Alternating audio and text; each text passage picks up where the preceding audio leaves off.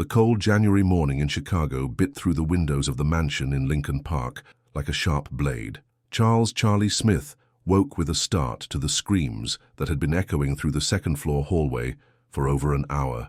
The desperate cries of Michael, his son of just 3 months, pierced the silence of the house like an incessant siren. "My God, what's going on?" Charlie muttered, running his hands through his disheveled hair. The digital clock on the bedside table read 2:17 a.m. He leaped out of the king-size bed, still wearing the wrinkled dress shirt from the day before.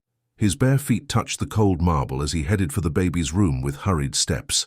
For a week, Michael had been crying every night, and the 3 nannies he had hired had already quit, claiming the baby was impossible to handle. As he approached the nursery, decorated with imported furniture from Italy in shades of blue and white, Charlie noticed something unusual. The crying had stopped. An almost ghostly silence took over the hallway. He carefully pushed the half-open door, and what he saw left him completely perplexed. A woman with her back to him, wearing a simple cleaning uniform, a white blouse and a navy blue skirt, was holding Michael in her arms, rocking him gently in rhythmic movements. The scene was lit only by the amber light of the moon-shaped nightlight. "Shh, my love. Mommy's here," the woman whispered with a choked voice. "Don't cry anymore, my prince." Charlie recognized the voice. It was Felicity Jones, the new maid that Connie, his trusted housekeeper, had hired the week before. But what shocked him most were the tears that streamed silently down the young woman's face as she rocked Michael as if he were her own son. "Felicity!" Charlie's voice came out louder than he intended. The woman turned abruptly, her brown eyes wide with fright. Michael, sensing the tension, began to cry again, but this time a softer cry, almost asking to be held. "Mr. Smith, I can explain," Felicity stammered, holding Michael more tightly. Even in a panic, her movements with the baby remained secure and natural. "He wouldn't stop crying and How did you get up here?" Charlie asked, but his tone was not one of anger, but of genuine curiosity. "Connie said you would only work on the ground floor." Felicity lowered her gaze, tears now flowing freely. Michael had calmed down again in her arms, his tiny fists relaxed. "I know I shouldn't have, sir, but I heard him crying for over an hour and—" Her voice broke. "I lost my son Jonathan a month ago, sudden infant death syndrome." He was the same age as Michael. The air in the room seemed denser. Charlie felt a pang in his chest, seeing the raw pain in Felicity's eyes. It was the same pain he had felt since Marina, his wife, died in childbirth, the same sense of emptiness and helplessness. "When I heard Michael crying," Felicity continued, her voice a trembling whisper, "it was as if my Jonathan was calling me. I couldn't just stay downstairs, sir, forgive me." Charlie watched the scene. Michael completely serene in the arms of a stranger, something that hadn't happened with anyone since Marina's death. Not even with him did the baby feel so calm. "He stopped crying with you," Charlie murmured, more to himself. "Babies feel our energy, Mr. Smith," Felicity explained, adjusting the blue blanket around the tiny body. "When we lose someone we love, our heart is broken, but it can still recognize someone who needs love." At that moment, a shrill voice cut through the air like a razor. "Charles, what's going on here?" Vera Miller, Charlie's mother-in-law and Marina's mother, appeared at the door like a furious apparition. Her gray hair was pulled back in a tight bun, and her burgundy silk robe made her seem even more imposing. Her blue eyes, identical to Marina's, fixed on Felicity with a terrifying intensity. Vera's abrupt entrance made Michael explode into tears again, as if he felt the tension that had settled in the room. "Put my grandson down immediately!" Vera's voice echoed through the mansion like thunder. Her blue eyes, now stormy, alternated between Felicity and Charlie with a mixture of anger and disbelief. Felicity, still holding Michael, who was crying at the top of his lungs, took a step back, instinctively protecting the baby from the matriarch's aggressive tone. "Vera, please, lower your voice," Charlie pleaded, trying to stay calm. "You're scaring Michael." "I'm scaring him." Vera advanced towards Felicity, her silk robe trembling with every movement. "A stranger, a maid, is holding my grandson in the middle of the night, and I'm the one scaring him? Ma'am, Felicity tried to explain, but she was interrupted. "You just what?" Vera snatched Michael from Felicity's arms with a rough movement, making the baby cry even harder. "Who do you think you are to hold my son-in-law's child without permission?" Charlie watched the scene with growing discomfort. In Vera's arms, Michael thrashed and cried desperately, but when he was with Felicity there was an almost magical peace. "Vera," Felicity said with a firm voice despite the tears, He was crying for a long time. I just wanted to help. Help? Vera laughed scornfully, trying to calm Michael without success. A woman who lost her own son due to negligence wants to help with my grandson. Felicity's face went white as if she had been punched in the stomach. How do you know about my son? She whispered. I investigate everyone who enters this house, Vera replied coldly, and a normal mother who lost a baby would stay away from other babies, not go around picking up other people's children. Enough! Charlie exploded, his voice echoing through the walls. Michael, startled, cried even louder. I won't let you talk to Felicity like that. Felicity, is it? Vera raised an eyebrow. What's this familiarity, Charles? Are you calling the staff by their first name now? Charlie felt the weight of his mother-in-law's judgment in her voice. Vera had always been a strong-willed woman, but since Marina's death, she had become possessive and controlling, especially with Michael. She lost a son, Vera. Have some compassion. Compassion. Vera adjusted Michael in her arms, the baby now red from crying so much. My daughter died too, Charles. And I don't go around meddling with other people's babies. Felicity dried her tears with the back of her hand and straightened her shoulders. I'm sorry, Mrs. Miller. I know it was inappropriate for me to come up here. Her voice trembled, but there was dignity in her words. I lost my son to a syndrome that doctors cannot explain or prevent. It wasn't negligence, it was a tragedy. All negligent mothers say that, Vera retorted cruelly. Charlie saw Felicity flinch as if she had been physically struck. Vera's gratuitous cruelty was crossing all boundaries. That's enough, Vera. Charlie positioned himself between the two women. Felicity, you can leave. We'll talk about this tomorrow. Felicity nodded, casting one last look at Michael, who continued to cry desperately in Vera's arms. Good night, Mr. Smith. Good night, Mrs. Miller. Felicity left the room with her head held high, despite the humiliation. As soon as Felicity disappeared down the hallway, Charlie turned to Vera. Why were you so cruel to her? Cruel? Vera continued, trying to calm Michael, who now had a red, sweaty face from crying so much. I'm protecting my grandson. Don't you think it's strange that a woman who lost a baby shows up here and has this connection with Michael? Charlie frowned. What are you suggesting? I'm saying that some women who lose children develop dangerous obsessions with other babies. Vera finally managed to get Michael to stop crying, but the baby remained restless. And I won't let that happen to my Marina's son. Charlie looked at Michael, now calmer, but still sobbing in his grandmother's arms. It was impossible to deny that the baby had been calmer with Felicity than he was with anyone else. Maybe she really has a gift with babies, Charlie suggested. A gift? Vera laughed dryly. Charles, you're being naive. Tomorrow I'm going to implement some rules to protect Michael. If that woman is going to continue working here, it will be under my supervision. Charlie felt a pang in his chest. He knew Vera well enough to know that her rules would be anything but fair. The morning sun on Saturday poured through the windows of the living room as Vera gathered all the mansion's staff. Connie, the 60-year-old housekeeper who had worked for the family for over 2 decades, stood next to Felicity, who kept her gaze lowered. Wilson, the gardener, and Marta, the cook, completed the small group. Charlie watched from the marble staircase, a steaming cup of coffee in his hands, as Vera positioned herself in the center of the room like a general about to give orders. As of today, Vera began, her voice echoing through the high-ceilinged room, there will be new rules in this house to ensure the safety of my grandson. Felicity raised her eyes, which were still swollen from the sleepless night. Felicity, Vera addressed her directly, you will work exclusively on the ground floor. You are forbidden from going up to the 2nd floor while Michael is awake. But Mrs. Miller, Connie interfered, Felicity also helps with the upstairs tidying. Don't interrupt me, Connie. Vera raised her hand, silencing the housekeeper. The rules are non-negotiable. Charlie came down a few steps, uncomfortable with his mother-in-law's authoritarian tone. Second rule, Vera continued, pacing back and forth like a predator. Felicity cannot under any circumstances touch Michael. If this happens, she will be fired immediately. Felicity swallowed hard, but remained silent. Third rule, all cleaning activities on the upper floor will be performed only when Michael is sleeping. Connie will be responsible for informing her of the times. Mrs. Miller, Charlie came down the rest of the stairs. Don't you think you're overdoing it? Overdoing it? Vera turned to him, her eyes blazing. I'm protecting my grandson from a woman who broke into his room in the middle of the night.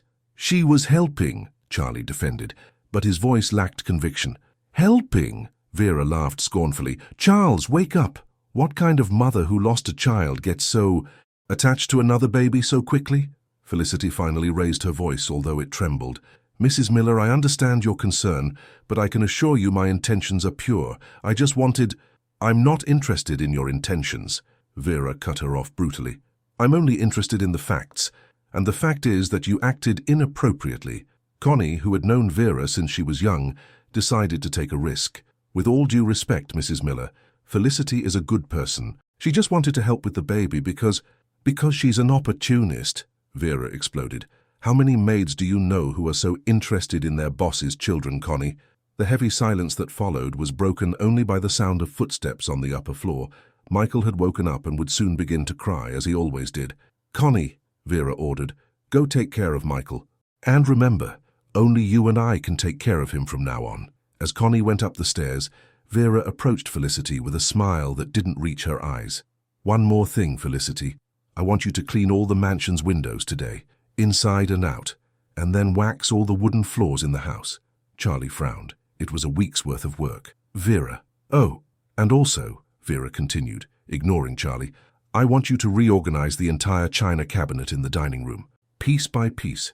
And be careful not to break anything. Any damage will come out of your salary. Felicity nodded in silence, but Charlie could see her hands trembling slightly. Understood, Mrs. Miller. Good. Vera smiled with satisfaction. You can start now. When Felicity headed to get the cleaning supplies, Charlie approached Vera. Why are you doing this to her? Doing what? Vera feigned innocence. Giving a staff member work? That's what she's paid for, Charles. You know very well it's not just that. Charlie lowered his voice. You're humiliating the woman. I'm setting boundaries. Vera adjusted her pearl necklace. And if you can't see that this woman poses a risk to Michael, then maybe you're not thinking like a father but like a man. Vera's insinuation hit Charlie like a punch. What's that supposed to mean? It means that a young, single woman who has lost everything, it would be natural for her to try to get close to a rich, widowed man. Vera observed Charlie's reaction, especially using the baby as a bridge. Charlie felt anger boiling in his chest, but before he could respond, Michael's cry echoed through the house. A different cry, more desperate, more distressed. Connie! Vera shouted. What's happening up there? The housekeeper's voice came down from the stairs. He won't stop crying, Mrs. Miller. I don't know what else to do. Vera ran upstairs, leaving Charlie alone in the living room. He looked towards the kitchen, where he could hear Felicity clanging with buckets and cleaning cloths, and then towards the stairs, from where Michael's inconsolable screams came. A strange feeling took hold of him, as if the house were being divided into two parts that could no longer communicate. And at the center of this division was the cry of a child who seemed to feel the tension of everyone around him. 3 days had passed since Vera's rules were implemented, and the mansion in Lincoln Park had turned into a silent battlefield. Michael cried practically all day, stopping only when he was exhausted by his own despair. Charlie was in his office downstairs, trying to concentrate on company reports, when he noticed something peculiar. During the periods when Felicity was working downstairs, Michael's screams decreased in intensity. It was subtle, but noticeable. Mr. Smith? Connie appeared at the office door with deep dark circles under her eyes and a look of complete exhaustion. Michael hasn't taken a bottle for 2 hours. And Mrs. Miller is getting nervous. Charlie sighed, saving the document on his computer screen. I'll go up. In Michael's room, Vera was pacing back and forth, holding the baby who was struggling in her arms. Her hair, normally impeccable, was disheveled, and there was a milk stain on her blue silk blouse. He's impossible today, Vera said when she saw Charlie come in. Not even Connie can calm him down. Charlie observed his son. Michael had a red, sweaty face, tiny clenched fists, and was screaming with an intensity that seemed impossible for such a small baby.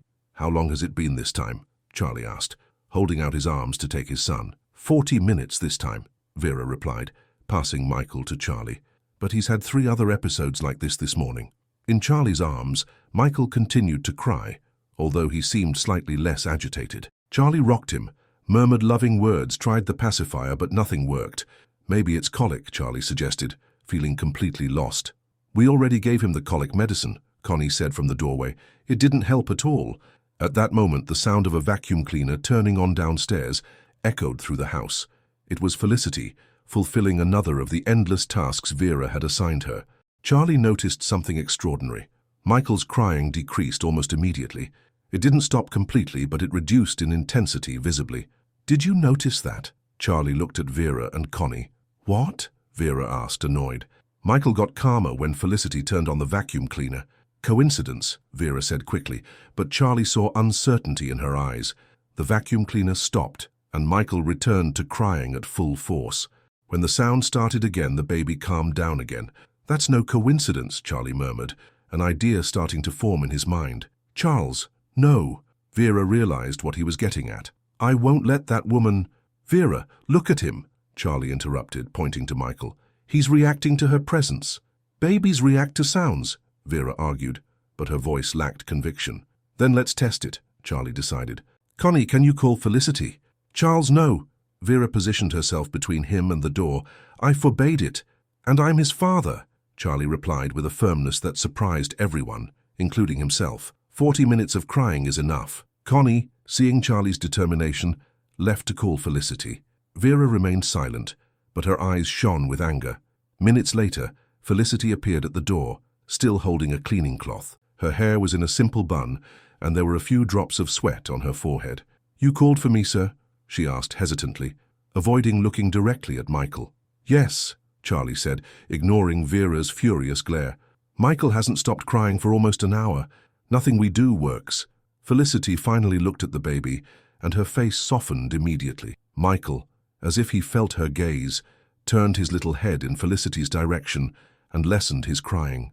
Does he have colic? Felicity asked, taking a step inside the room. We don't know, Charlie admitted. We've tried everything. Felicity studied Michael for a few seconds, then looked at Charlie. May I? She held out her arms hesitantly. Vera opened her mouth to protest, but Charlie spoke first. Please. With gentle and secure movements, Felicity took Michael. Immediately the baby stopped crying. It wasn't gradual. It was instantaneous, as if a switch had been flipped. The silence that followed was almost deafening after so long of hearing crying. Felicity positioned Michael against her shoulder, making soft circular movements on his back. He has gas, she said quietly. I felt his tummy was stiff. A few seconds later, Michael let out a loud burp, followed by a sigh of relief. How did you know? Charlie asked, fascinated. My Jonathan had the same problem, Felicity explained, adjusting Michael in her arms. The baby was now looking at her with curiosity, his big dark eyes focused on her face. Some babies need a specific position to get rid of gas. Michael emitted a small sound, almost like a contented purr. This is impossible, Vera murmured, but her anger had given way to genuine confusion. Felicity began to sing softly a simple lullaby. Hush, little baby, don't you cry. Her voice was soft and melodious, and Michael seemed hypnotized. Where did you learn that technique? Charlie asked. At the hospital where Jonathan was born, Felicity replied, without taking her eyes off Michael. The nurses taught me. Every baby has their own signs. Charlie observed the scene. His son, who had spent 3 days practically inconsolable, was completely serene in the arms of a woman he barely knew. It was more than a coincidence. It was almost supernatural. Vera, Charlie said quietly. Look at him. Vera approached reluctantly. Michael was sleepy but awake, his little eyes blinking slowly as he watched Felicity's face. He never gets like this with me, Vera admitted in a low voice, and Charlie detected something he had never heard in his mother-in-law's voice, vulnerability. Me neither, Charlie added. Felicity looked at Charlie, then at Vera. Every baby connects differently with each person. It doesn't mean you're doing something wrong. Then why does he only get like this with you? Vera asked, and this time there was no aggression in her voice, only curiosity. Felicity thought for a moment before answering, Maybe because I understand his pain. What pain? Charlie frowned. The pain of someone who has lost something important, Felicity explained, adjusting the blanket around Michael. Babies feel our energy. They know when we're sad even if we try to hide it. Charlie felt a pang in his chest. Since Marina's death, he had tried to be strong, but maybe Michael felt his sadness and confusion. And you're not sad? Vera asked. I'm devastated, Felicity admitted, her voice choked. But when I hold a baby, my sadness turns into something different, into gratitude for being able to help. Michael had fallen completely asleep, his little body relaxed, and his breathing calm. He hasn't slept like this in days, Charlie murmured. Felicity placed Michael gently in the crib, covering him carefully. The baby didn't even stir. Thank you, Charlie said sincerely. Felicity smiled, the first genuine smile Charlie had seen on her face since she arrived at the mansion. You're welcome, Mr. Smith, When Felicity left the room, Vera remained silent for a long moment, watching her grandson sleep peacefully. "What happened?" Vera began. "Doesn't change anything. The rules still stand." But Charlie could see the uncertainty in her eyes, and for the first time since Felicity arrived at the house, he began to question whether Vera was really concerned about Michael's safety or something else entirely. Sunday dawned, with a sky full of grey clouds over Chicago, as if nature itself sensed the storm that was to come. Charlie went down for breakfast and found Michael in his stroller, but something was wrong. The baby was awake, but his eyes seemed glazed with a strange and distant shine. Normally Michael would be an active and curious child in the morning, but today he remained still, almost apathetic. "Good morning," Charlie greeted Vera, who was having coffee at the marble dining table, but his eyes didn't leave Michael. "He's different today." "Different how?" Vera asked, feigning disinterest while flipping through a magazine. "Look at him, Vera. He's strange." Charlie knelt down near the stroller. Michael looked at him but didn't smile or make any movement. It was as if he were seeing his father through a fog. "Michael?" Charlie gently rocked the stroller. "Hi, son." The baby blinked slowly, but there was no usual reaction. Normally, Michael would smile and move his little arms when he saw his father. "Connie!" Charlie called, worried. The housekeeper appeared from the kitchen, wiping her hands on her apron. "Yes, Mr. Smith? Did Michael eat today? He had a bottle at 6 in the morning but had difficulty," Connie replied, approaching the stroller. "And he hasn't cried once since he woke up." Charlie frowned. Michael not crying was even more worrying than the excessive crying of the previous days. "Let's go to the hospital," Charlie decided. "Something isn't right." "Hospital?" Vera got up from the table, feigning surprise. "Don't you think you're overdoing it, Charles? Maybe he's just being quiet." "Quiet?" Charlie picked Michael up. The baby didn't react, remaining limp as a rag doll. "This isn't quiet, Vera. This is lethargy." At the Northwestern Memorial Hospital, Dr. Henry Morton, Michael's pediatrician, carefully examined the baby. His movements were precise and his expression serious. "How long has he been like this?" Dr. Morton asked, testing Michael's reflexes. "Since this morning," Charlie replied, holding Vera's hand, who had insisted on accompanying them. "The baby is conscious but with signs of mild sedation," the doctor concluded after several minutes of examination. "I'm going to order some tests to identify possible substances in his system." "Substances?" Charlie paled. "What kind of substances? Calming agents, sleeping medication, anything that could cause this lethargy." 2 hours later, Dr. Morton returned with the results. "We found traces of zolpidem in Michael's blood," he announced gravely. "It's a medication to induce sleep in adults, but it can be extremely dangerous for babies." Charlie felt the world spin. "How is that possible? No one would give him medication without my authorization." "Charles," Vera said softly, placing her hand on his arm, "maybe we should consider all possibilities." "What possibilities?" Charlie turned to her. "Well," Vera hesitated, as if she didn't want to say what she was thinking. "Who has had access to Michael recently?" Vera's question hung in the air like an unverbalized accusation. Charlie immediately understood the insinuation. "You can't be serious." "Charles, I don't want to believe this, but—" Vera took an envelope from her pocket. "Yesterday, I hired a private investigator to check some information about Felicity." "You did what?" Charlie exploded. "I needed to make sure my grandson was safe." Vera opened the envelope with trembling hands, "and what I discovered is disturbing." Dr. Morton discreetly withdrew, realizing it was a family matter. "The death of Felicity's son was investigated by the police," Vera read from the report. "There were inconsistencies in her account of the events that preceded the baby's death." Charlie felt nausea building. "Inconsistencies?" "And more," Vera continued. "She was seen buying a children's calming agent at a pharmacy 3 days before her son's death." "That proves nothing," Charlie defended, but his voice no longer sounded as convicted. "Charles, look at the facts." Vera put away the report. "Michael cried constantly until she arrived. Then, when she started to help, he would be calm. It's not possible that she was drugging my son." Charlie completed the sentence, horrified. When they returned to the mansion, Charlie called all the staff to the living room. Felicity was visibly nervous, wringing her hands as she waited.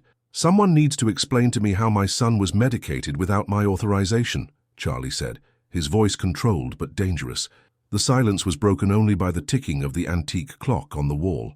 "I'm going to search all the staff's rooms," Charlie announced. "Whoever has something to hide, it's better to speak now." "Mr. Smith," Felicity stepped forward, I don't know what you're talking about, but you can search my room all you want. Vera offered to accompany the search. 15 minutes later, she shouted from the staff quarters, "Charles, come here!" Charlie ran to the small room Felicity occupied in the back of the house. Vera was standing next to the simple bed, holding a small bottle. "It was hidden behind the drawer," Vera said, showing him the bottle. "Liquid zolpidem. Exactly what was found in Michael's blood." Felicity turned white as paper. "That's not mine," she exclaimed. "I've never seen that bottle in my life."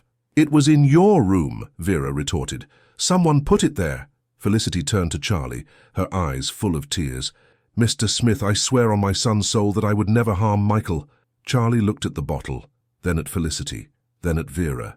His mind was in a whirlwind, trying to process all the information. "Felicity," he said slowly, "do you have any explanation for this?" "I don't," she admitted, tears streaming freely.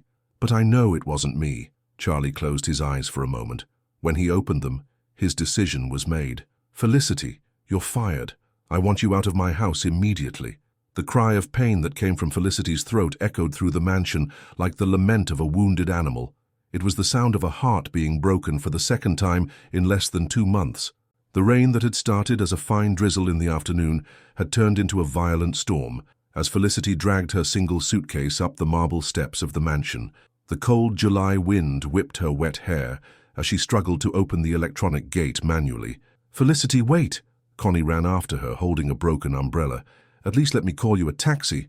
"You don't have to, Connie," Felicity replied, her voice almost inaudible in the midst of the storm. "I've already caused enough problems for you." "You didn't do anything wrong," Connie shouted to be heard. "I know you. I know you wouldn't harm Michael." Felicity stopped in the middle of the soaked sidewalk, the heavy suitcase making her arm ache. She turned to look at the mansion one last time. In the windows of the second floor, she could see the silhouette of Charlie holding Michael, who had been crying inconsolably since she started packing her things. "Take good care of him, Connie," Felicity whispered. "He's special." Connie tried one more time. "Where are you going to stay? You don't have family in Chicago?" "I'll manage." Felicity forced a smile through the tears that mixed with the rain. "I always have." She walked away down the street, her small figure disappearing into the darkness of the Chicago night. Connie stood at the gate until she could no longer see her, her heart heavy with injustice. Inside the mansion, Charlie paced back and forth in the living room, Michael in his arms crying non-stop. The baby seemed inconsolable, as if he knew something important had been lost. "See?" Vera said from the armchair, watching the scene. "He'll get used to it. Children are resilient." "He hasn't stopped crying for 2 hours, Charlie murmured, exhausted. "It's normal. It will pass." But it didn't pass. All night long, Michael cried with an intensity that Charlie had never witnessed. It was as if the baby was in mourning, a primitive and inexplicable sadness that no amount of affection or care could ease. At 5 in the morning, Charlie gave up on trying to sleep. He went down to the kitchen and found Connie making coffee, her eyes red from fatigue and worry. "Did he sleep at all?" Connie asked. 20 minutes at most." Charlie sat down heavily on one of the stools. "Connie, did I do the right thing?" The housekeeper was silent for a long moment, stirring the coffee harder than necessary. "It's not my place to judge your decisions, sir," she said finally. "But you have an opinion." Connie sighed deeply. "Mr. Smith, I've worked in this house for 23 years. I saw Mrs. Marina grow up, get married, die in childbirth. I saw you become a father alone. And I can tell you one thing.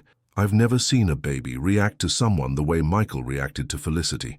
Maybe that was exactly the problem," Charlie murmured. "Or maybe it was exactly the solution." From upstairs, new cries from Michael came, who had woken up once more.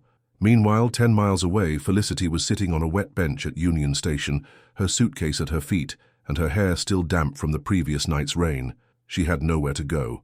The money she had saved working at the mansion would barely be enough for a few nights in a cheap hotel. But it wasn't the cold or the hunger that worried her. It was the image of Michael crying that wouldn't leave her mind. She would close her eyes and could hear his screams. She could feel his tiny hand grabbing her finger. She could remember the soft baby smell when she held him. "Excuse me, miss." A middle-aged man, wearing a station cleaning uniform, approached. "The station is closing for cleaning. You'll have to leave." Felicity nodded and picked up her suitcase. It was 6 in the morning on Monday, and Chicago was beginning to wake up. Executives in suits ran to catch the subway. Street vendors set up their stalls. The city resumed its frantic pace. She walked aimlessly through the downtown streets, past the windows of shops that were still closed, distorted reflections of a woman who had lost everything twice in her life. She stopped in front of a small old church, St. Patrick's, which was open for the 7 o'clock Mass. She went in not because she was religious, but because she needed a place to sit and think. The interior of the church was simple, with dark wooden pews and stained glass windows that filtered the morning light in blue and gold tones. There were few worshippers, mostly elderly people who came for the first Mass of the day. Felicity sat in the last pew, and for the first time since she left the mansion she allowed herself to cry. Not the silent crying she had held back the night before, but a deep crying that came from her gut, as if all the accumulated pain had finally found a way out. She cried for the loss of Jonathan, for the injustice of being accused of something she didn't do, for the separation from Michael, for the loneliness that now seemed absolute. She cried until she had no more tears. When the silence returned, she realized that an elderly woman had sat next to her. She didn't say anything, she just stayed there, a silent and comforting presence. "Thank you," Felicity whispered. "You're welcome, dear," the woman replied with a soft voice. "Sometimes we need someone to stay by our side, even in silence." Felicity nodded, drying her eyes with the back of her hand. "Did you lose someone important?" the woman asked gently. "I lost everything," Felicity admitted. "Twice." The woman nodded with understanding. "Life sometimes takes everything from us to teach us that we are still capable of starting over. What if I don't want to start over? Then you stay here, in this pew, until life decides for you." The woman smiled sadly. "But you seem too young to give up." When the woman got up to leave, Felicity asked, "How do you know it will work out?" "I don't know," the woman replied. "But I know that sometimes what seems like the end is just the beginning of something we can't see yet." Felicity stayed alone in the church for another hour, watching the light from the stained glass windows change position as the sun moved. When she finally got up, she still didn't know what she would do, but she knew she had to survive. For her, for Jonathan, and strangely for Michael, who she knew was suffering as much as she was. Outside the church, Chicago awaited her with all its indifference and possibilities. Felicity adjusted the strap of her suitcase on her shoulder and began to walk, unaware that 10 miles away, a baby had stopped crying only when a car passed by, playing a song on the radio, the same lullaby she used to sing to him. The third night without Felicity was the worst of all. Charlie was in his office at 3 in the morning, trying to work while Michael cried on the upper floor, when Connie came down the stairs with a look of despair. "Mr. Smith, you need to come up." "Michael," her voice trembled with worry. Charlie found Vera in the baby's room, pacing back and forth with Michael in her arms. The baby cried with an intensity that seemed physically impossible for someone so small, his little face red and sweaty from the effort. "How long has he been like this time?" Charlie asked, holding out his arms to take his son. 3 hours, Vera replied, handing Michael over with evident relief. 3 hours straight, Charles." In his father's arms, Michael continued to cry with the same intensity. Charlie tried all the techniques he had learned. He changed his diaper, offered him a bottle, checked if anything was hurting the baby, sang, rocked him, but nothing worked. "I'm calling Dr. Morton," Charlie decided. "It's 3 in the morning, Vera protested. "I don't care." Charlie was at his wit's end with exhaustion. "This isn't normal." Dr. Morton arrived an hour later, still wearing his pajamas under his lab coat. He examined Michael carefully while the baby continued to cry. "Physically, he's fine," the doctor concluded after the complete examination. "There are no signs of colic, reflux, or any physical discomfort." "Then why won't he stop crying?" Charlie asked, desperate. "Babies can enter a state of emotional stress," Dr. Morton explained. "Sudden changes in routine, loss of important people. They feel more than we imagine." Vera and Charlie exchanged meaningful glances. "Doctor," Vera asked, "how long can this last?" "It varies. Some babies adapt in days, others can take weeks." Dr. Morton paused. "But I need to warn you. In extreme cases, babies can develop abandonment syndrome. That's when they stop eating properly and lose weight quickly." Charlie felt a shiver run down his spine. "Is that dangerous?" "It can be fatal if not treated." After the doctor left, Charlie was alone with Michael, who had finally fallen asleep from exhaustion. He looked at his son's face, still marked by tears, and a terrible feeling began to take shape in his chest. The next morning, Charlie weighed Michael on the pediatric scale he kept in the room. The baby had lost 5 ounces in just 3 days. "Connie," Charlie called, alarmed. The housekeeper ran upstairs. When she saw the scales result, her hand flew to her chest. "My God, He barely took a bottle yesterday, Charlie murmured, and when he does, he throws up almost everything. Mr. Smith, Connie said hesitantly, can I suggest something? Anything. Maybe we should reconsider Felicity's situation. Connie, listen to me, please. The housekeeper mustered her courage. In all the years I've worked here, I've never seen a baby react like this. It's as if he's in mourning.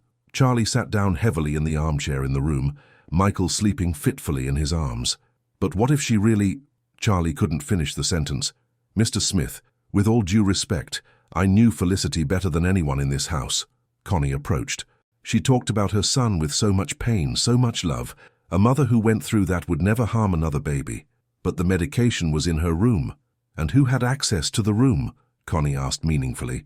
Charlie looked up sharply. What are you insinuating? I'm not insinuating anything, I'm asking. At that moment, Vera entered the room, interrupting the conversation. How is he today? She asked, approaching the crib. He's lost more weight, Charlie informed her gravely. An expression of genuine concern crossed Vera's face. How much? 5 ounces. Vera was silent for a moment. Charlie could see an internal conflict unfolding in her eyes. Maybe, Vera began, then stopped. Maybe what? Charlie pressed. Maybe we should look for another nanny, Vera said quickly. Someone who specializes in difficult babies. We've already tried 3 nannies, Charlie reminded her. They all gave up. Then a 4th, a 5th, as many as necessary. Connie couldn't hold back. Mrs. Miller, with all due respect, Michael doesn't need just any nanny. He needs Felicity. Felicity is out of the question, Vera exploded.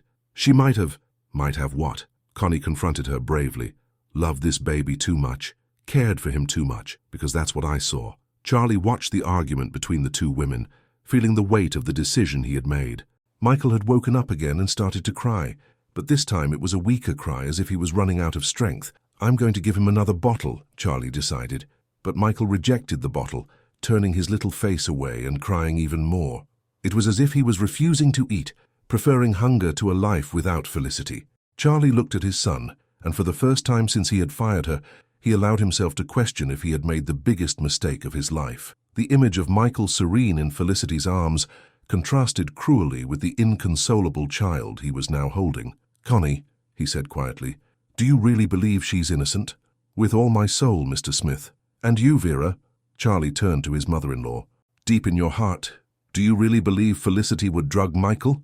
Vera hesitated, and in that hesitation, Charlie saw the first crack in the certainty she had shown in recent days. Vera began, I just want to protect my grandson. And what if we're killing him with sadness? Charlie asked softly. The silence that followed was broken only by Michael's weak crying, a sound that was becoming more haunted with each passing day. On Thursday morning, Charlie found Connie crying in the kitchen while sterilizing bottles. Michael had lost another 2 ounces overnight and was visibly weaker. Connie, what is it? Mr. Smith, she said between sobs. I need to tell you something. I can't keep this to myself anymore. Charlie sat down next to her at the kitchen table. You can tell me.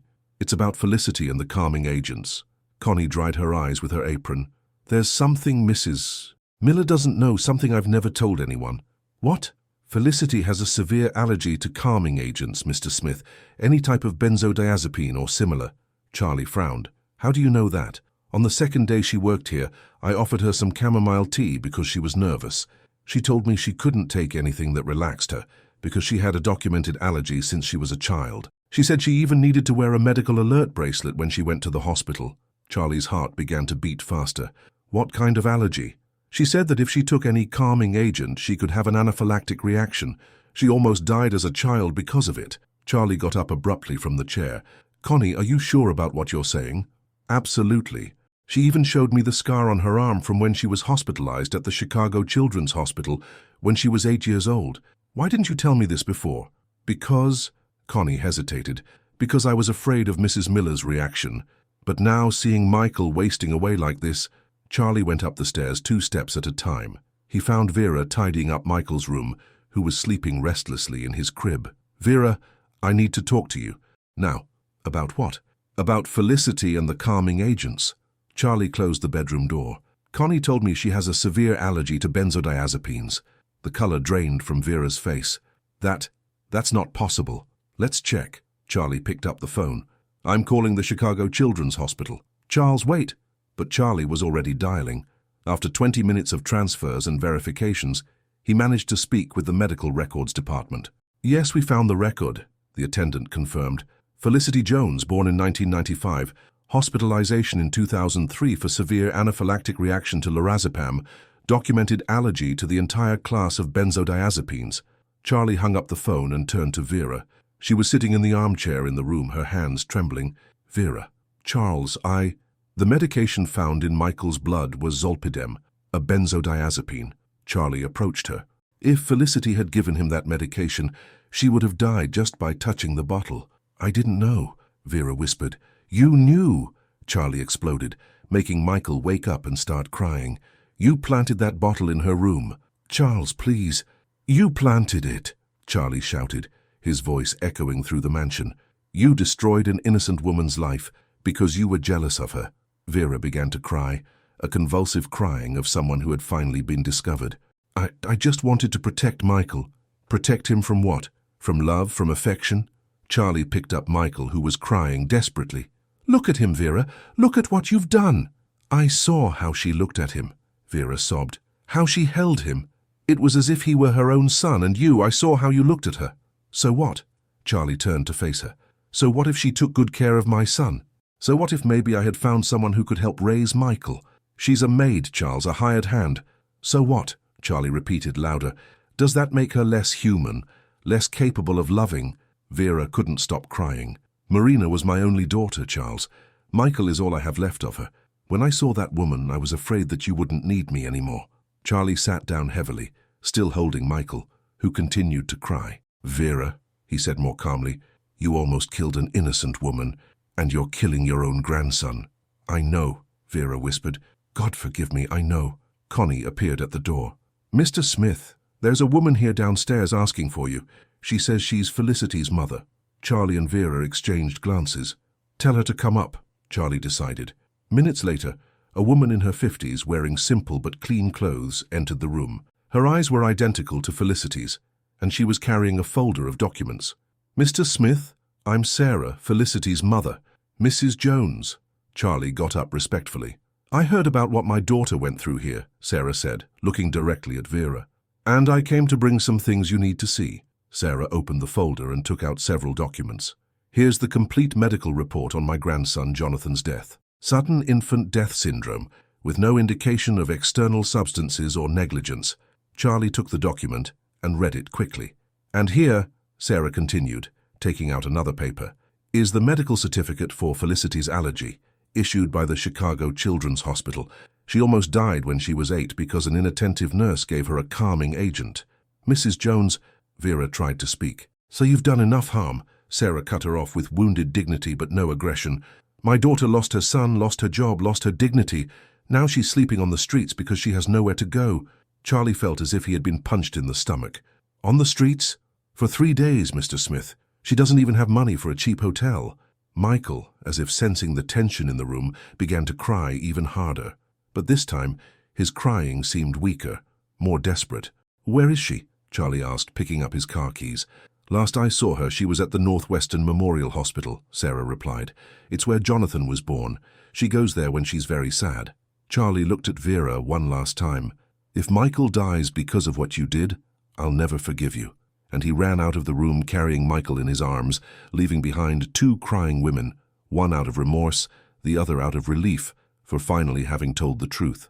Charlie's silver BMW sped through the streets of Chicago like an arrow, cutting through the intense traffic of Thursday afternoon. Michael was in his car seat in the back, whimpering constantly, a weak sound that haunted Charlie more than any scream. The GPS indicated 15 minutes to the Northwestern Memorial Hospital, but Charlie felt as if every red light were an eternity. In the rearview mirror, he watched Michael with growing despair. The baby seemed smaller, more fragile, as if he were literally fading away. "Hold on, son," he murmured. "Daddy's going to get the one who can help you." Upon arriving at the hospital, Charlie parked in a no-parking zone and got out carrying Michael. The receptionist, a young woman with curly hair, looked worriedly at the baby. "Can I help you? I'm looking for a woman who might be here. Felicity Jones. She lost a baby here about a month ago." The receptionist hesitated. "Sir, I can't give out patient information." "Please," Charlie interrupted, his voice full of despair. "She worked for me. I need to find her urgently. Let me check, the receptionist typed on the computer. We don't have any Felicity Jones admitted or in consultation today. Charlie felt his heart sink. Thank you anyway. He left the hospital and began to walk around the area, Michael in his arms. The neighborhood of Streeterville stretched around the hospital with its residential buildings, small businesses and a few parks. After an hour of searching, when Charlie was beginning to lose hope, he saw a familiar figure sitting on a bench in Lakeshore Park. Even from behind, he immediately recognized Felicity's hunched posture and brown hair. She was visibly thinner, wearing the same clothes as when she had left the mansion, now wrinkled and dirty. A small school backpack next to her suggested that was all she owned in the world. Felicity. She turned slowly, and Charlie was shocked by what he saw. Her eyes were sunken, with deep, dark circles, and there was a sickly pallor on her face. She seemed to have aged 10 years in a week. "Mr. Smith," Felicity got up unsteadily. "What? How did you find me?" "Your mother went to the mansion." Charlie approached, noticing how she trembled slightly. "Felicity, I know the truth." "What truth?" She looked confused, as if she was having difficulty processing information. "About your allergy to calming agents, about who really put that bottle in your room." Felicity blinked slowly, then looked at Michael in his arms. The baby had stopped whimpering the moment he saw her. "Michael," she whispered, holding out a trembling hand towards the baby. "He's sick, Felicity." Charlie approached closer. "He won't eat, won't sleep, he's losing weight. The doctors say he might die from sadness." Tears began to stream down Felicity's face. "I knew it. I felt he was suffering. Felicity, I need to ask for your forgiveness." Charlie knelt before her, still holding Michael. "I made a terrible mistake. I believed lies. I destroyed your life. I separated you two." "Mr. Smith." "No," Charlie interrupted. "Let me finish. Vera planted that bottle," she confessed. "She manipulated the whole situation because she was jealous of the connection you had with Michael." Felicity sat down on the bench again, as if her legs could no longer support her. Why would she do that? Fear. Fear of losing control, of not being needed anymore. Charlie sat down next to her. "And I was an idiot for believing it." Michael, sensing Felicity's closeness, began to stir in his father's arms, turning his little head in her direction. "Can I?" Felicity asked hesitantly. Charlie carefully placed Michael in Felicity's arms. The transformation was instantaneous. The baby stopped whimpering, opened his eyes completely, and for the first time in a week, he smiled. "Hi, my prince," Felicity whispered, her voice choked. "Mommy, Felicity missed you." Michael emitted a small sound of contentment, grabbing Felicity's finger with surprising strength for a baby so weak. "Felicity," Charlie said softly, "come home with me." "Please, Mr. Smith, I don't know if—" "Not as a maid," Charlie interrupted. As family." Felicity looked at him, confused. "As family. Michael needs you, and I—" Charlie hesitated, then mustered his courage. "I need you, too. You don't know me well. I know you lost a son, and yet you found the strength to take care of mine. I know you were falsely accused and held no grudge. I know you're starving, but you still smile at Michael as if he's the most precious thing in the world." Charlie gently touched Felicity's face. "What else do I need to know?" Felicity closed her eyes, tears streaming freely. "I'm scared." "Of what?" "Of getting too attached. Of losing again." Charlie took Felicity's free hand. "Then we'll be scared together, but we'll face that fear as a family." Michael chose that moment to smile again, a smile so radiant that it seemed to light up the whole park. "I think he's already decided for us," Felicity said, laughing through her tears. "So it's a yes?" Felicity looked at Michael, then at Charlie. "It's a yes." When the three of them got into the BMW, Michael finally relaxed completely in Felicity's arms, making small sounds of satisfaction. Charlie watched in the rearview mirror and felt as if a wound he didn't know he had was finally beginning to heal. "Charles," Felicity said when they were halfway home. "Yes? Thank you for looking for me. Thank you for not giving up on us." Michael slept the entire way, the first truly peaceful sleep he'd had in a week. And for the first time since Marina died, Charlie allowed himself to imagine a future where his house would be a home again. The arrival at the mansion in Lincoln Park was different from anything Charlie had imagined. Vera was waiting in the living room, her eyes still red from crying so much, while Connie waited at the door with a smile mixed with relief and anxiety. "Felicity," Vera stood up when they entered. "Mrs. Miller," Felicity interrupted her gently, holding Michael, who was sleeping peacefully. "We'll talk later." Right now what's important is taking care of Michael. Charlie observed the dignity with which Felicity treated the woman who had destroyed her life. There was no resentment in her voice, only fatigue and genuine concern for the baby. "Connie," Charlie called the housekeeper, "can you prepare Felicity's room, the same one as before?" "Actually," Felicity said hesitantly, "if possible, I'd like to stay in the room next to Michael's, at least until he's fully recovered." "Of course," Charlie agreed immediately.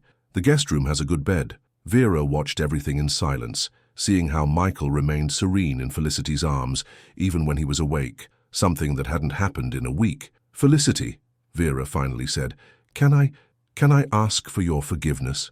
Felicity looked at her for a long moment. "Mrs. Miller, you almost killed me. Not just physically, but inside."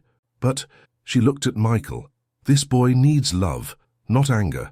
If you promise you'll never try to separate us again, we can try to start over." "I promise," Vera whispered.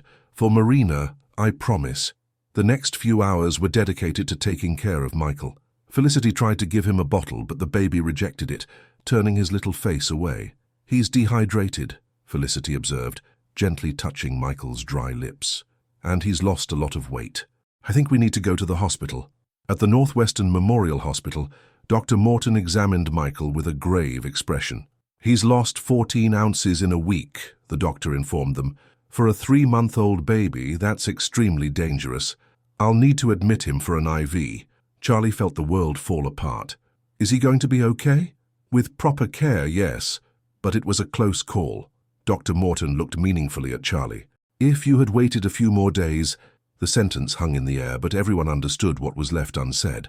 Michael was admitted to the pediatric ward, in a small but comfortable room. Felicity refused to leave his side, sleeping in an uncomfortable armchair and waking up with every movement the baby made. "Felicity," Charlie said on the second night, "go home and rest. I'll stay with him." "No." Felicity adjusted Michael's blanket. "He needs to know that I won't abandon him again." Charlie observed Felicity's absolute dedication and felt something stir in his chest, a feeling he hadn't experienced since Marina. "Felicity," he said softly, "can I ask you a question?" "Of course. Why did you forgive me so easily? Why aren't you angry?" Felicity thought for a moment, watching Michael sleep connected to the IV tubes. "Because anger won't bring my Jonathan back, and it won't heal Michael." She looked at Charlie. "I learned that life is too short to waste with feelings that harm us." "And do you feel something for me?" Charlie asked, vulnerable. Felicity smiled, the first truly happy smile he had seen since he met her. "Charles," she said, using his first name for the first time, "when a woman agrees to sleep in a hospital armchair to take care of another man's son, it's because she does feel something." "What, exactly?" "Love," she answered simply. "Love for Michael. And," she hesitated, "love for you too." Charlie approached the armchair where Felicity was sitting. "Felicity Jones, will you marry me?" "Here? Now?" Felicity laughed softly so as not to wake Michael.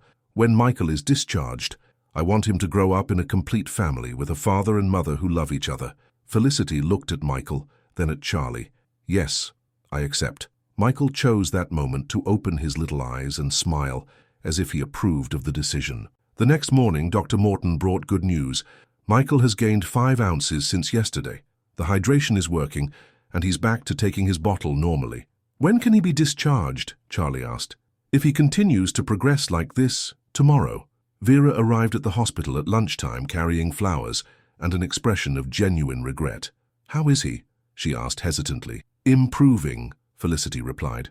"Do you want to hold him?" Vera was surprised by the offer. "May I?" Felicity carefully placed Michael in his grandmother's arms. The baby looked at Vera without crying, just observing curiously. "Hi, my little grandson," Vera whispered, tears in her eyes. "Grandma was very silly, wasn't she? But she'll never separate you from your Aunt Felicity again." "Actually," Charlie said, "from your mommy Felicity. We're going to get married." Vera looked from Charlie to Felicity, then smiled, the first genuine smile in weeks. "Marina would have approved," she said simply. "She always said that true love has no social class." That night, the 3 adults took turns taking care of Michael, and for the first time since she arrived at the mansion, Felicity felt truly at home. Friday morning brought Michael's hospital discharge and an impulsive decision that would change everyone's lives forever. Charlie had spent the night thinking and, seeing Michael completely recovered in Felicity's arms, made a resolution. "Felicity," he said as they packed up the hospital things, "how about we get married today?" "Today?" Felicity stopped folding Michael's clothes, surprised. "Civil ceremony. A simple ceremony, just to make it official." Charlie held her hands. "I don't want to wait anymore. I want Michael to grow up knowing we're a real family." Vera, who had arrived to pick them up, overheard the conversation. "Charles, are you sure? Don't you want a bigger, more planned ceremony?" "No." Charlie looked at Felicity. "What matters isn't the size of the party, it's the commitment we're making." Felicity smiled, her eyes shining. "Then, let's get married today." 2 hours later, the four of them were at the Cook County Clerk's office. Charlie had managed to expedite the process through contacts, and Connie had been called in a hurry to serve as a witness, along with Vera. The office was a modest but well-maintained building, with light marble floors and some ornamental plants. There was nothing grand about it, but the emotion was palpable. Charles Edward Smith and Felicity Jones, the clerk, a middle-aged man with glasses and a solemn expression, announced, "are gathered here to formalize their civil union." Felicity was wearing a simple blue dress that Connie had bought in a hurry at a mall store. Charlie wore a dark suit without a tie. Michael slept peacefully in Vera's arms, oblivious to the historic moment he was witnessing. "Charles Edward Smith," the clerk addressed the groom, "do you accept Felicity Jones as your wife, promising to love, respect, and protect her in joy and sorrow, in health and sickness?" "I do," Charlie replied with a firm voice, his eyes fixed on Felicity. "Felicity Jones, do you accept Charles Edward Smith as your husband, promising to love, respect, and support him in joy and sorrow, in health and sickness?" "I do," Felicity whispered, emotional. "By the words exchanged, and by the power vested in me by law, I now pronounce you husband and wife." Charlie kissed Felicity softly, a kiss full of promises and hope. Connie cried with emotion, and even Vera had tears in her eyes. "Now, we're a family," Charlie whispered in Felicity's ear. "We always were," she replied. "It's just official now." When they left the office, they were surprised by camera flashes. A group of journalists was waiting for them on the sidewalk. "Mr. Smith, is it true you married your former employee?" shouted a reporter from People magazine. "How was the romance?" asked another from US Weekly. Charlie protected Felicity and Michael, trying to make his way to the car. "Please, respect our privacy," he asked firmly. "Is it true there was a custody dispute over the baby?" a journalist insisted. Vera, to everyone's surprise, stepped forward. What happened was a smart man who recognized a special woman and a child who found the mother he needed. In the car on the way home, Felicity asked, "How did they know?" "Someone must have leaked the information," Charlie replied, worried. "Maybe an employee at the office. Or maybe," Vera said from the back seat where she was holding Michael, "someone called the press." Charlie looked in the rearview mirror. "Vera? It wasn't me this time." Vera raised her hands. "But I know who it was." "Who?" "My sister Helen. She always thought our family should be in magazines." Vera sighed. "I must have mentioned the wedding to her." "Mrs. Miller?" Felicity said diplomatically. "Maybe it's better not to comment on our personal lives with other relatives anymore." "I agree completely," Vera admitted. "I've already caused enough problems."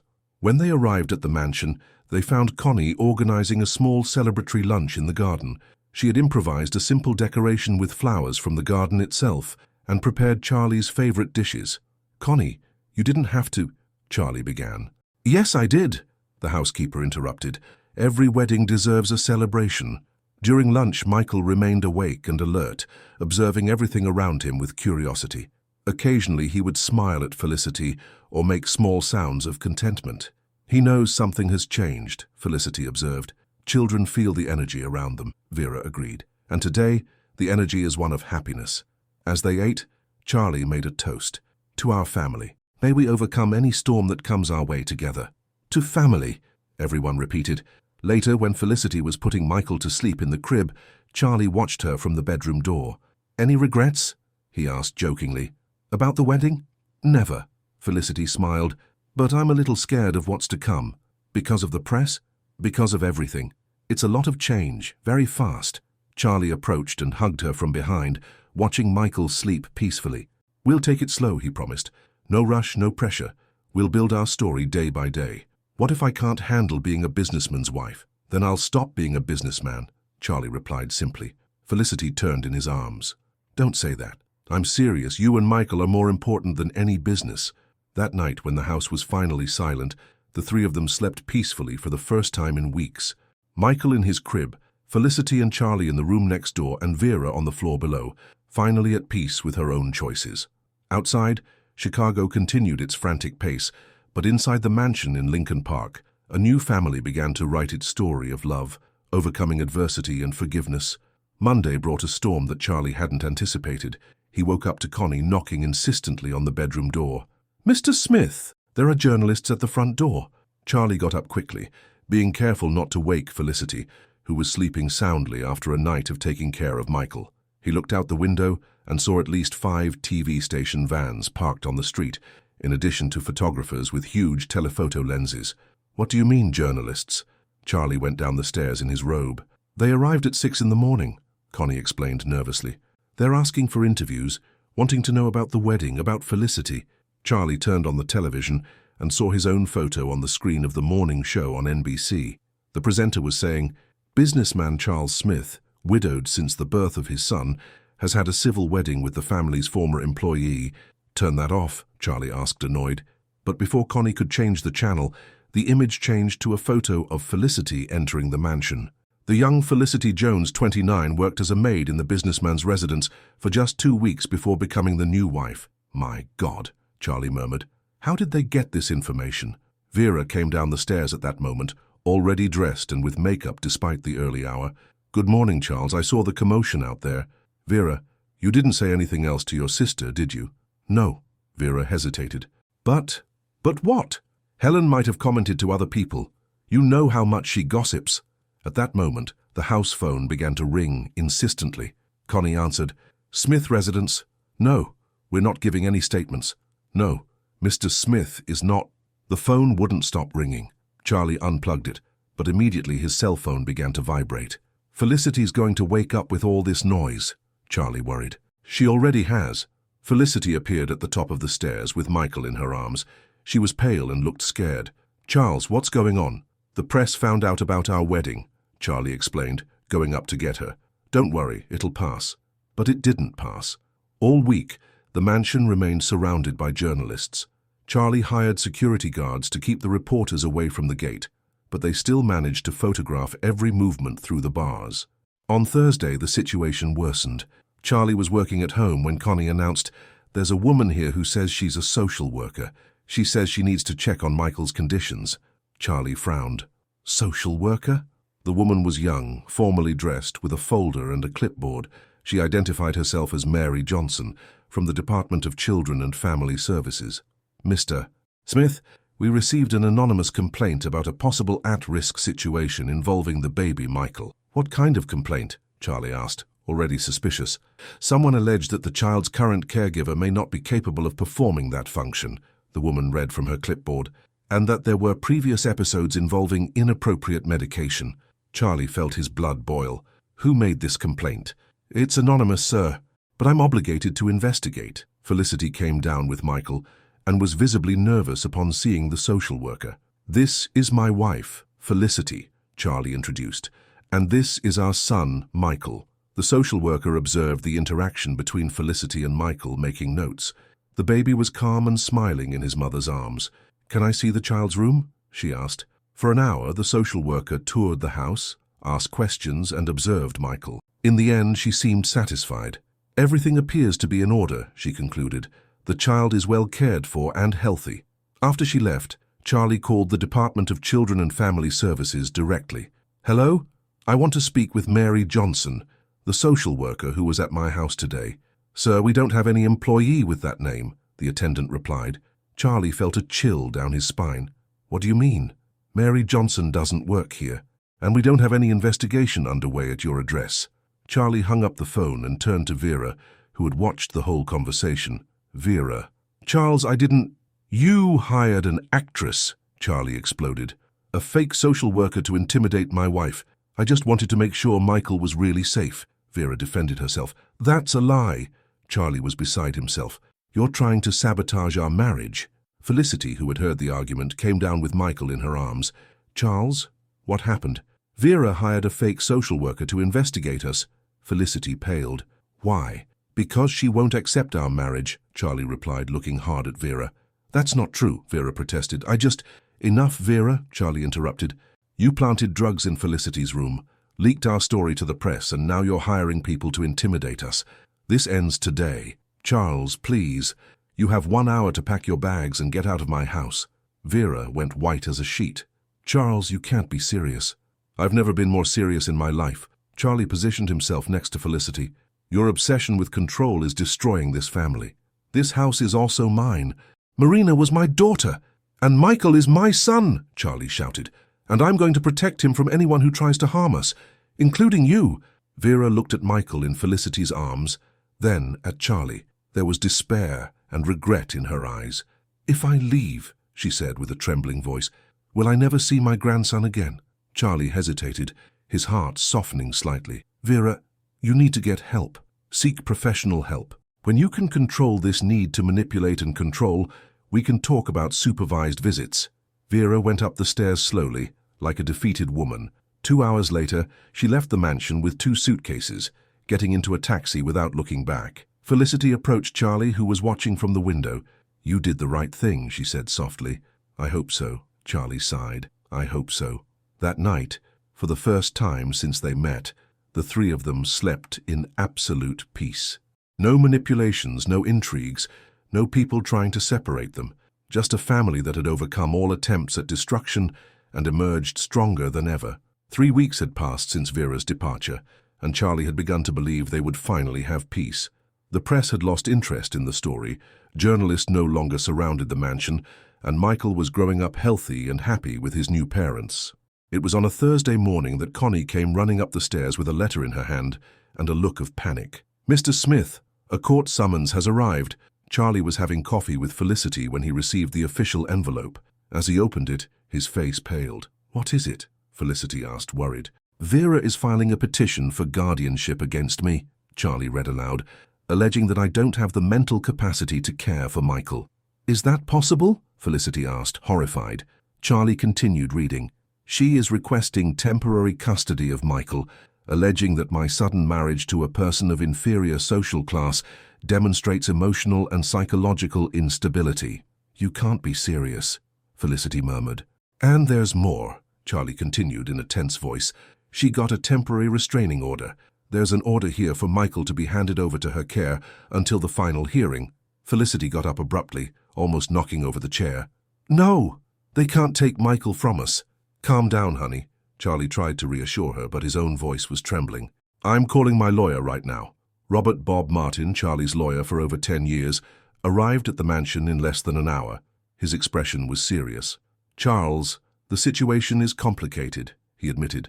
Vera got a good lawyer, and they've presented an apparently solid case. What case? Charlie asked indignantly. They allege that your sudden marriage after Marina's death, especially to a former domestic employee, indicates emotional instability. They've included psychological reports questioning your capacity for judgment. What reports? I've never had a psychological evaluation.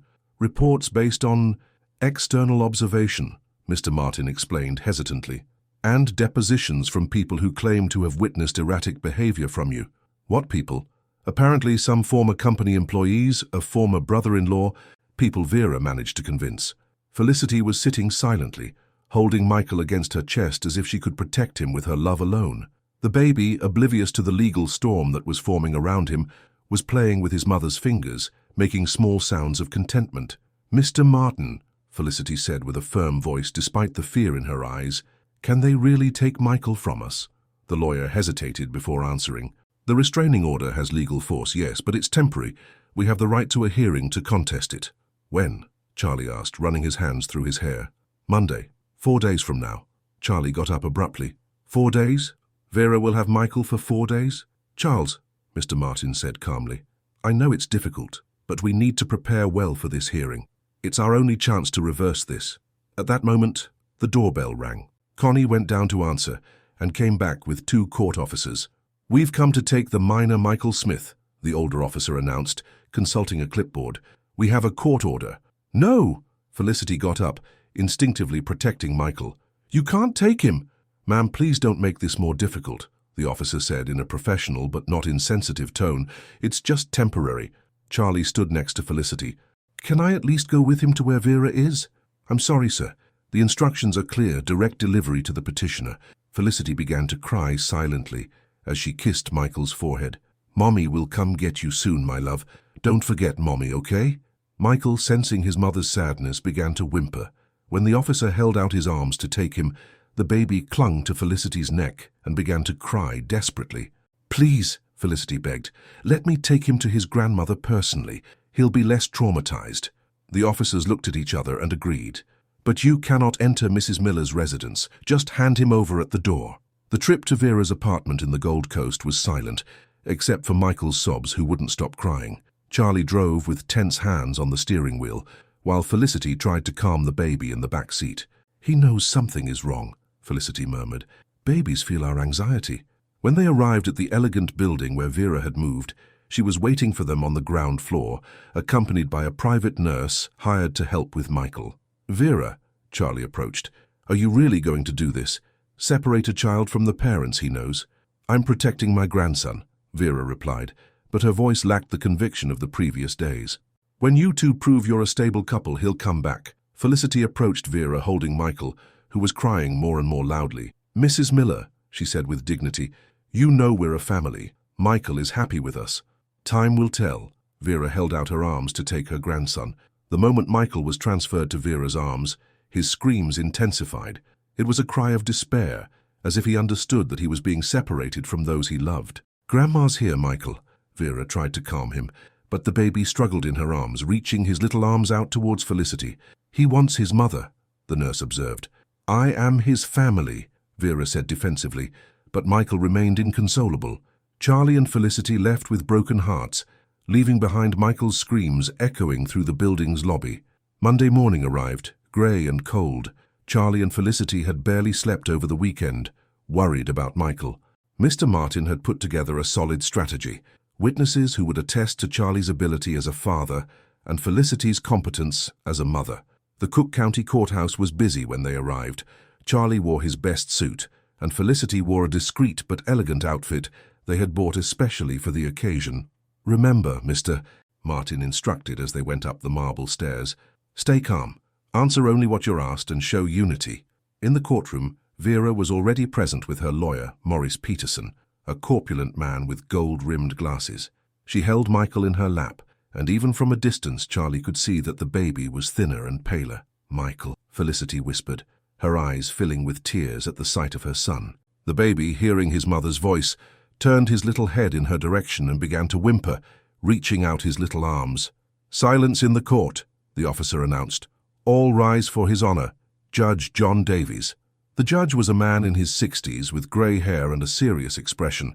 He sat at the main table and reviewed the case file for a few minutes before speaking. "We are here to review the guardianship petition filed by Mrs. Vera Miller against Mr. Charles Smith and the subsequent request for custody of the minor Michael Smith."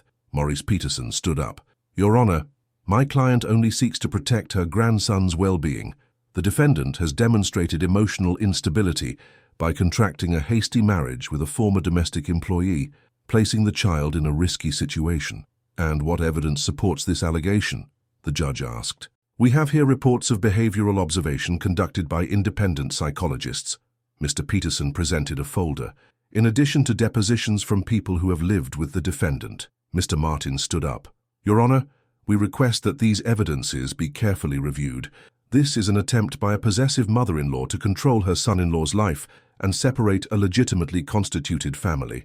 "Proceed with the witnesses," the judge ordered. The first to testify was Dr. Henry Morton, Michael's pediatrician. "Dr. Morton," Mr. Martin questioned, "what is your opinion on the care Michael receives from his parents?" "Exemplary," he answered without hesitation. "The baby is healthy, well-nourished, and clearly loved, especially by Mrs.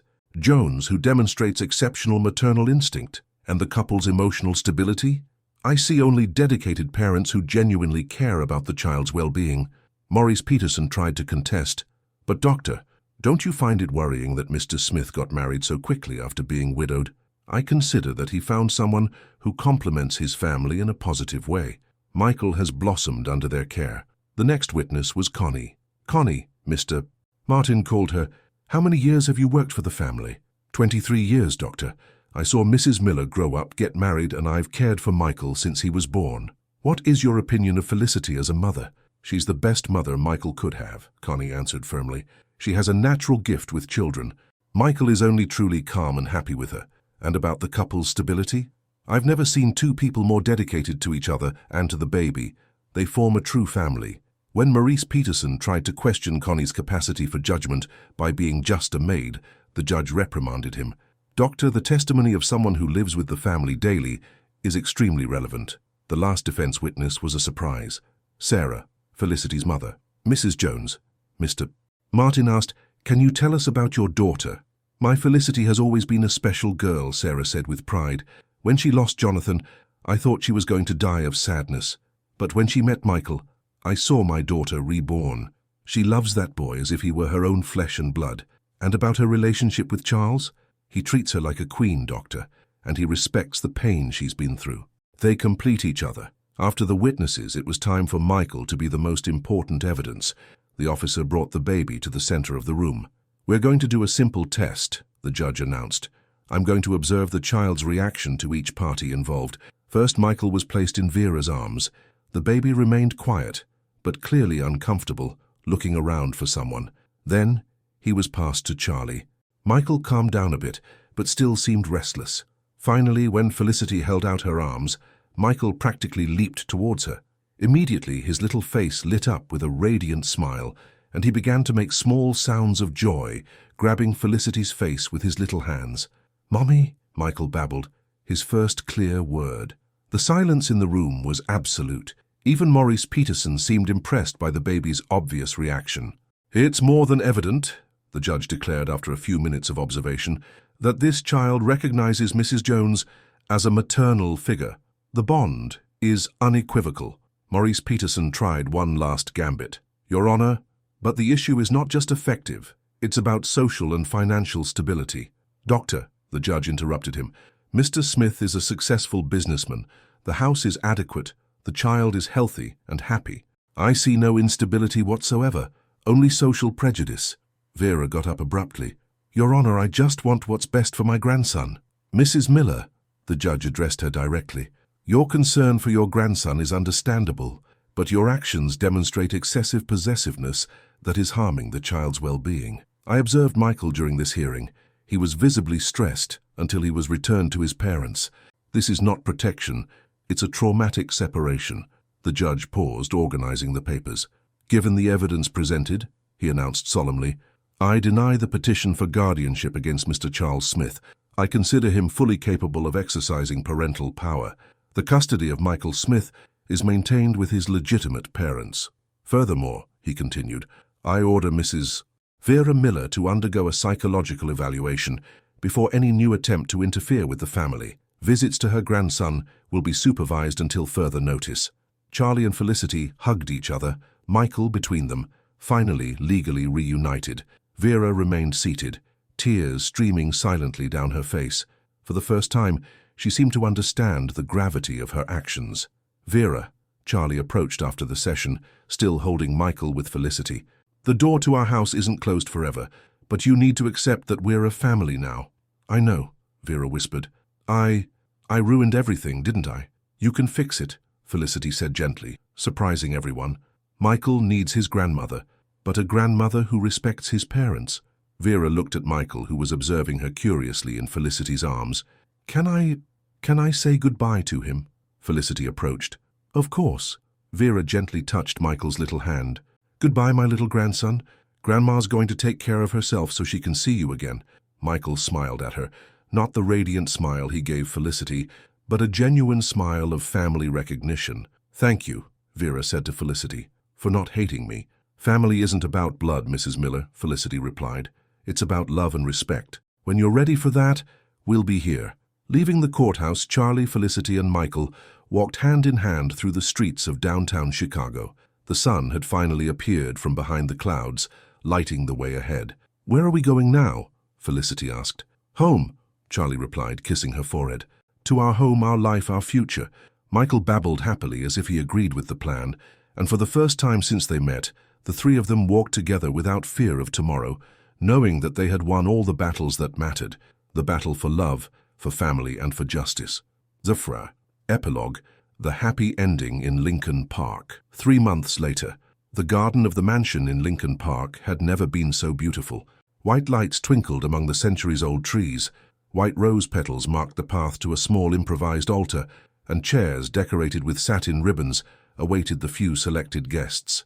Charlie adjusted his tie for the 10th time, as nervous as a teenager on his first date. "You look handsome, son," Connie said, adjusting the lapel of his tuxedo. "Mrs. Miller would be proud." "You really think so, Connie?" "I'm sure. She always said that true love should be celebrated." On the other side of the garden, in the room that now served as a makeshift dressing room, Felicity looked at herself in the mirror. The wedding dress was simple but elegant, chosen with Connie from a small store downtown. There was no veil or great pomp, just the radiant happiness of a woman who had found her family. "Nervous?" Sarah asked, adjusting a natural flower in her daughter's hair. "No," Felicity smiled. "Anxious. Anxious to officially start our life together." Michael, now 6 months old, slept peacefully in the crib next to her, wearing a small tuxedo identical to his father's. He would be the ring-bearer for the ceremony, if he cooperated and stayed awake. "Felicity!" a hesitant voice called from the door. It was Vera. She was different, thinner, her hair shorter, but there was a peace in her eyes that hadn't been there before. "Mrs. Miller," Felicity stood up. "You made it." "Thank you for inviting me," Vera said humbly. "After everything I did, you are Michael's grandmother, your family." Vera approached the crib where Michael was sleeping. "May I?" "Of course." Vera gently touched her grandson's little face. "He's grown so much. Do you want to hold him?" "May I?" Vera seemed genuinely surprised. Felicity carefully placed Michael in his grandmother's arms.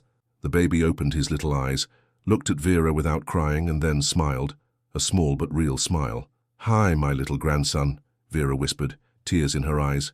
"Grandma is better now." "How is the treatment going?" Felicity asked gently. "Difficult but necessary," Vera admitted.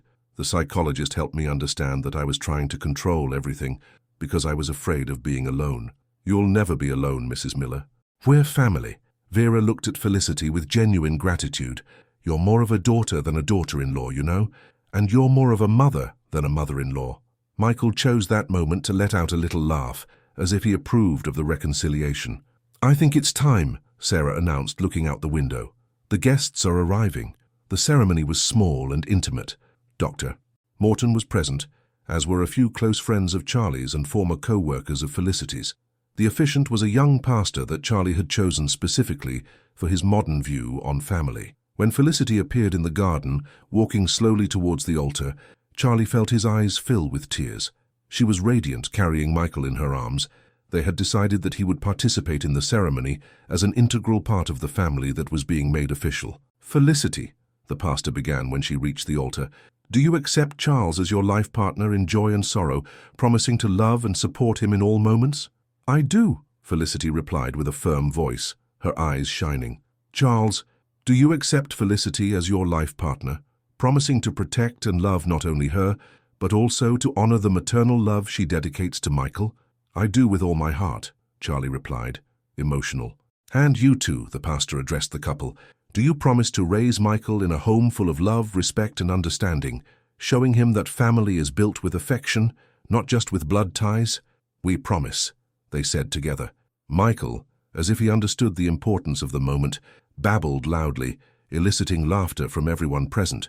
"By the vows exchanged and by the love I see here," the pastor announced, "I now officially declare you a family united by matrimony and by love." When Charlie kissed Felicity, Michael was between them, completing the most perfect family hug any of the attendees had ever witnessed. The reception was simple, in the garden itself. Connie had prepared a special dinner, and Vera, to everyone's surprise, had brought a 3-tiered cake she had made herself. "You made this?" Charlie asked, impressed.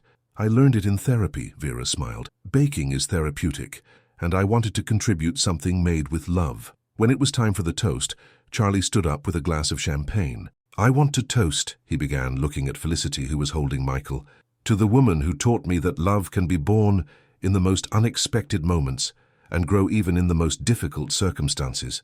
To family," Felicity complimented, "that we don't choose by blood but by heart." "To family," everyone repeated. Vera approached the couple at the end of the night, after the guests had left.